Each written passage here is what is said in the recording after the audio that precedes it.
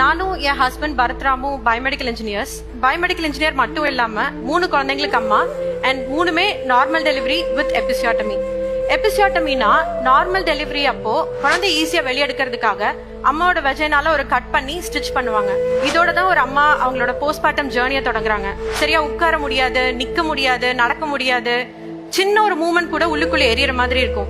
Toilet போறதுக்கு கூட ரொம்ப கஷ்டமா இருக்கும். சுத்தி அனுபவிக்கிறத நான் பார்த்ததுக்கு அப்புறம் ஒரு ஹஸ்பண்டாவும் ஒரு பயோமெடிக்கல் இன்ஜினியராகவும் இதுக்கு ஒரு தீர்வு கண்டுபிடிக்கணும்னு சொல்லி ரிசர்ச் பண்ணப்பதான் இந்தியாவில் ஆல்மோஸ்ட் 1.25 crore பெண்கள் வந்து இந்த எபிசோட்டமி ப்ரொசீஜருக்கு உட்படுறாங்க. ஸோ அந்த இதுக்கு தீர்வு காண்றதுக்கு தான் நாங்க வந்து போஸ்ட்மார்ட்டம் கிட்டுங்கிற ஒரு ப்ராடக்ட் லான்ச் பண்ணோம்.